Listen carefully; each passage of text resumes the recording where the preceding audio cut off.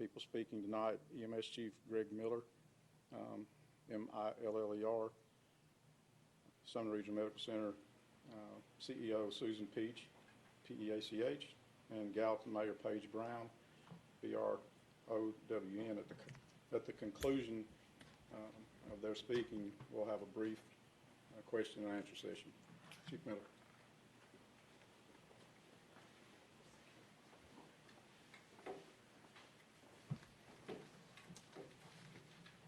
Good evening. Shortly after 6 p.m., the Unified Command Post in Sumner County was notified by the State Emergency Operations Center in Nashville that there were a large number of patients at the Gallatin Center for Rehabilitation that needed to be transported. At that point in time, we contacted Brandon Ward, the State of Tennessee EMS Director, as well as our regional consultant, Dwight Davis, and coordinated some mutual aid with some neighboring counties. So Sumner County EMS provided 5 ambulances. Cheatham County EMS provided 3 ambulances. First Call Ambulance Service provided 5 ambulances. Medic 1 Ambulance Service provided 4 ambulances. And Dixon County Emergency Medical Service sent 1 ambulance. Thus far, we are scheduled to transport a total of 19 patients out of this facility. We're told that that number could increase, but right now that is the number that they have advised us. We were advised that some of those patients had tested positive for COVID-19, and the other ones were being transported out of an abundance of precaution because they were displaying signs and symptoms and were awaiting official test results. All patients thus far, and the ones that we have still yet to transport, will be transported to Sumner Regional Medical Center here in Gallatin, Tennessee. And at this time, I will ask the CEO of Sumner Regional Medical Center, Ms. Susan Peach, if she would come up. Sure. Thank you, Chief Miller. Well, good evening, ladies and gentlemen. I'm Susan Peach, and I'm the CEO of Sumner Regional Medical Center. We can confirm, as Chief Miller said, that the High Point Health System is accepting patients from the Gallatin Center for Rehabilitation and Healing. We are receiving 19 patients that we will triage and admit using our routine admission criteria. We have mobilized our emergency team, and we are already implementing plans that will immediately and significantly increase our capacity across our health system should we experience a steep increase in critically ill patients. Our hospital in Gallatin, Sumner Regional Medical Center, has been treating patients for COVID-19, and our critical care team has been at work preparing additional isolation units. Our facilities in Carthage and Hartsville are also ready to accept patients as extended or step-down care treatment centers for those senior patients who will be discharged but may not be able to return to a nursing home facility. We are working closely with our partners at the Sumner County Health Department, the Tennessee Department of Health, Mayor Brown, and Governor Lee to ensure that we have a well-coordinated effort to provide care to every patient who needs us. In times like this, we act as one team, wholly committed to the health and safety of every member of our community. Our team is prepared. The work they do every day on behalf of our patients and our community is truly heroic. Now more than ever, I'm very proud to work alongside of them. I want to stress to all of you how important it is to stay home and stay safe. Thank you.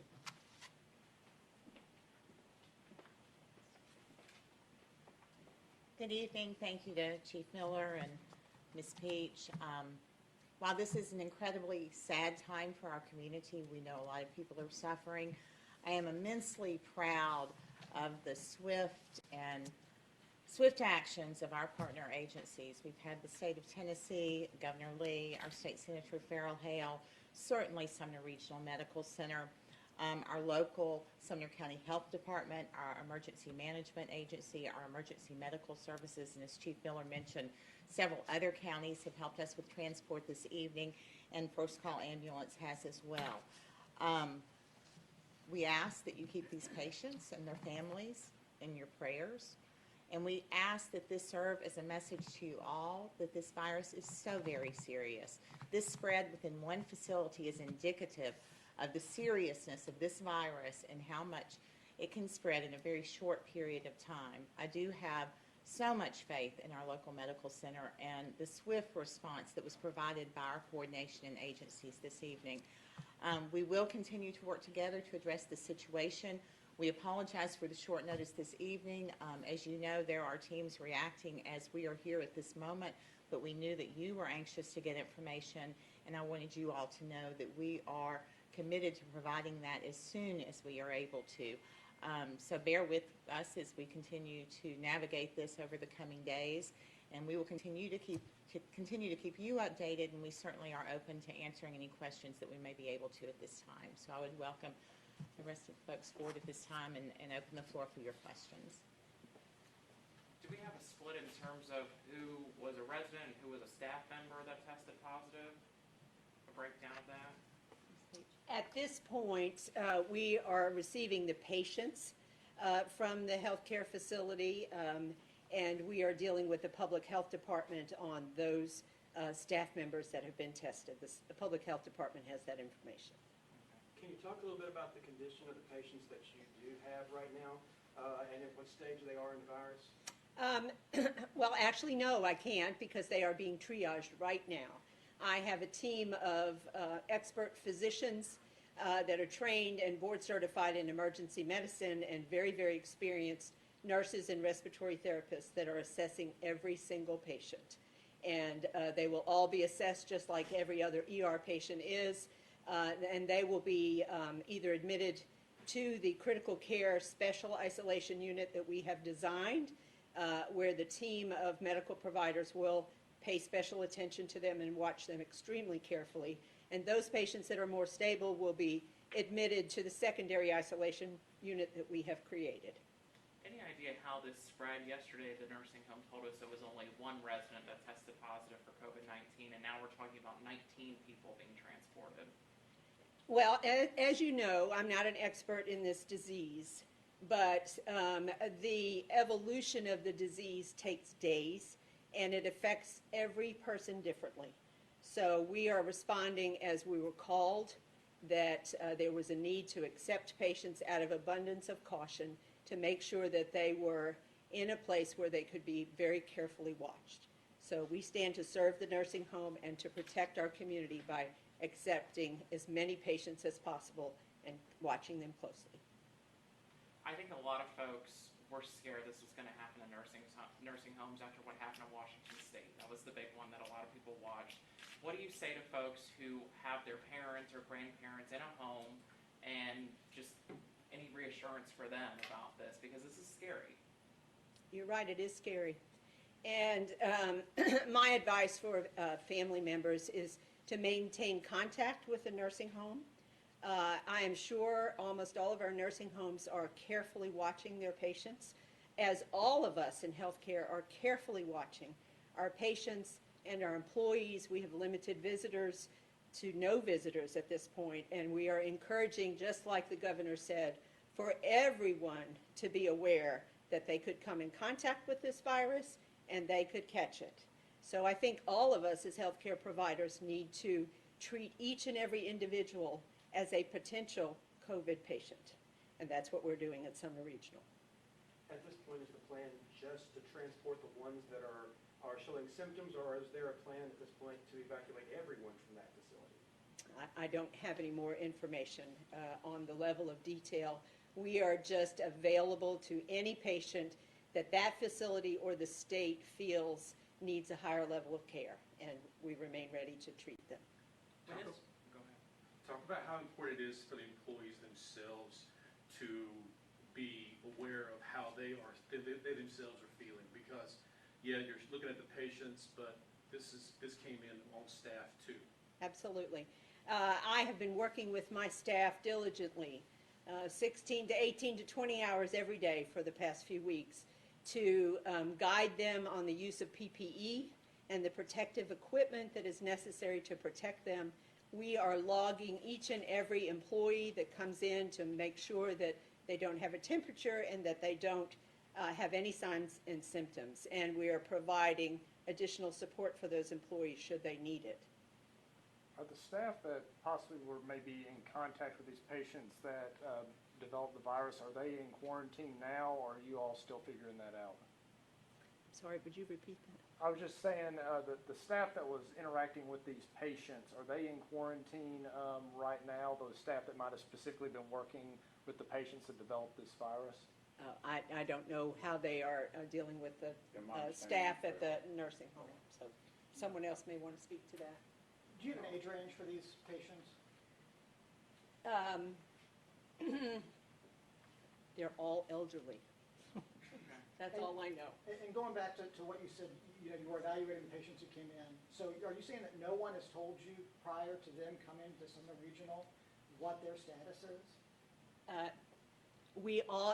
The only thing we know about these patients is that they have been evaluated at the nursing home, and it has been decided that they need a higher level of care. But just like any patient that presents to our hospital, we will evaluate them with a team that is on site, and then disposition at that point is decided by those healthcare workers at that point.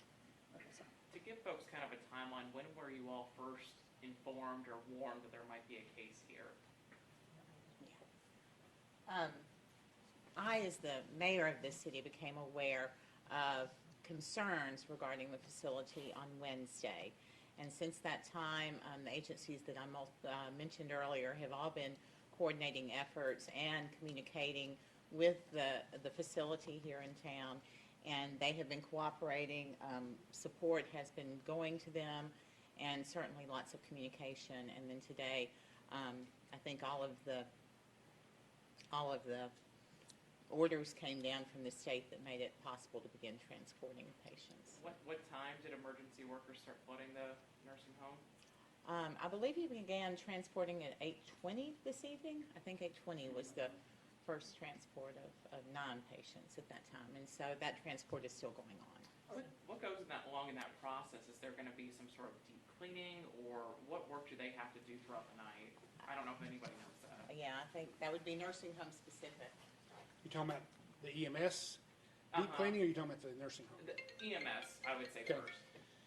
Again, we tried to take an abundance of precaution, so we limited the attendants in the back of the ambulance, and they had all of the layers of personal protective equipment on. And then we had a separate person up front that would be operating the ambulance that would not have patient control or patient care contact. That way we wouldn't cross-contaminate the patient compartment from the cab. What we have been doing ever since the onset of this virus, when it first appeared in Tennessee a few weeks ago, when we first noticed that there was a positive case in Williamson County, we began to, every person that called 911 had to answer screening questions. And then dispatch would inform the responding ambulance whether they were screening positive, screening negative, or screening undetermined if there wasn't enough information there, or maybe sometimes the patient is not the caller. But when they complete a call that they suspect involved a COVID-19 patient, then each time that ambulance becomes decontaminated, we also have a UV light that we operate in the back of the ambulance that is supposed to help kill any of the live agents that might be in that patient compartment. So they're decontaminated after every call, and I'm sure a lot of the 95 counties across this state have had the same challenge. So that limits our availability, because if you take the time that it takes to run the call and then the time that it takes to decontaminate the unit and have it ready for the next call, it just bogs the process down a little bit. Thank you. You train for evacuating facilities like this, but I think this is a very different animal. Can you talk a little bit about what you have to do to make this happen? It is a different animal in some instances, but it's the same in others. We are lucky that we have a very proactive state EMS office out of Nashville, and we have ambulance strike teams that were available. So within 1 or 2 phone calls, we had those additional 13 ambulances that were coming towards us. And then we took the time to brief here on the campus of our emergency service center and made sure everyone was donning the appropriate PPE. And we went through the format of how we were going to approach as far down in detail of which direction around the building. We'll keep everybody so we don't have a traffic jam. What makes this different is if you assume that everyone, as we all should right now, we should assume that everyone that we're around is positive until proven otherwise, and practice those social distancing, et cetera.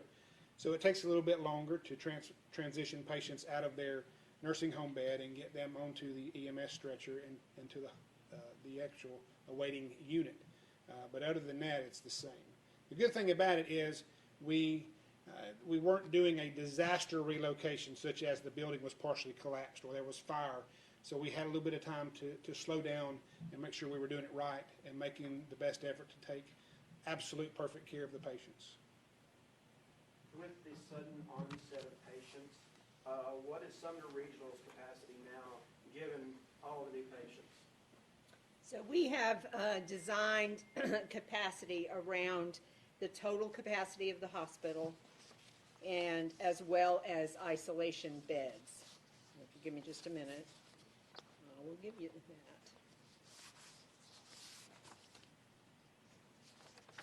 Somewhere. In general, we have ramped up total capacity to about 330 beds. And we have over 100 beds in our combined isolation units that are prepared to care for the COVID positive patients. And that includes additional negative pressure rooms and capabilities so that the airflow does not go to the rest of the hospital. Have the families been notified that their loved ones are being transported? Because I know when everything was happening yesterday, there were a lot of families who didn't know that there was real positive tests for a patient. I have been told by the nursing home that they are keeping patients' families informed. Earlier this evening, I was contacted by a friend who has a family member there, and they were contacted that their loved one was being transferred. So. And does anyone know anything about, this facility is still open, is anybody going to, what about the patients, the individuals that are still there? Is it up to the state to figure out if that place is open? I think there are many people working together to make sure that the patients are cared for. Okay, we're going to start closing it down, but let's talk a little bit about what's going on in the United States and look at what's going on in other countries. The United States has passed Italy. We've passed China in our total number of cases. So it seems like there's a trend of people thinking this is not that bad. This is bad, and we've surpassed China. Just think about that, and think about what you do and who you're around. It's not going to go away this week. Might not go away next week or the next week. So we're in for a little bit of time here. Thank y'all very much.